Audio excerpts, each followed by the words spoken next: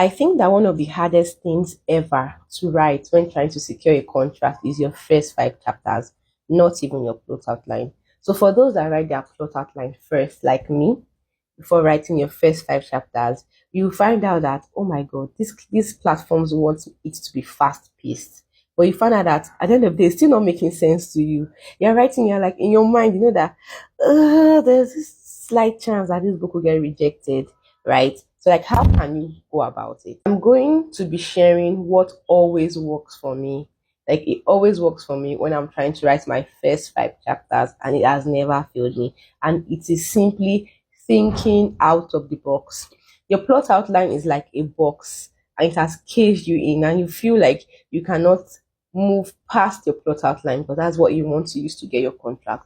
But you can actually, and it's very simple. What happens when you introduce your male lead in chapter 1 and then you find out that you have nothing else to write for the rest of the chapters? Okay, you've already introduced the conflict. You've introduced the main thing in chapter 1. So what is there to write? So how do you not introduce your male lead in chapter 1 but still catch your editor's attention? Right? Those are the kind of things that you should be thinking about. And that is where thinking out of the box comes in. I once wrote a werewolf romance and my exposition says she met the alpha by the bank of a lake. Right? It's all these books where there are heat period, grunt period, and all of that. And I did not want them to meet in chapter 1. Them meeting in chapter 1 would make me not know what to write for the remaining chapters. So this was what I did. I started the chapter with my favorite quote from Romeo and Juliet. It was weird, but he got the contract, right? It was very in your face. Like I started with a dialogue and a quote from Romeo and Juliet, and I created a school scene where I introduced the readers to the personality of the character. She's green, she's dark, she does not believe in happily ever after, yet she has a boyfriend.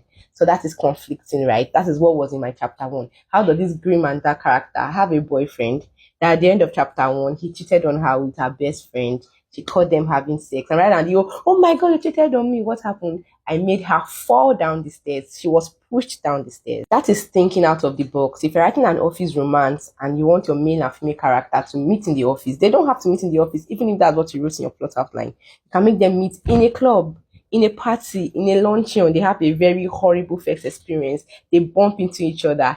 He yells at her. There's a chemistry. He's breaking up with his girlfriend. She eavesdropped.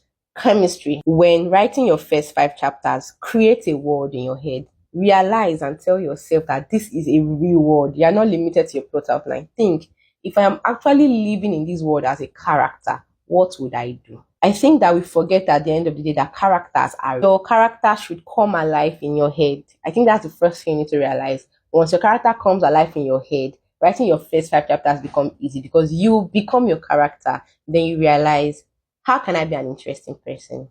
So that is it.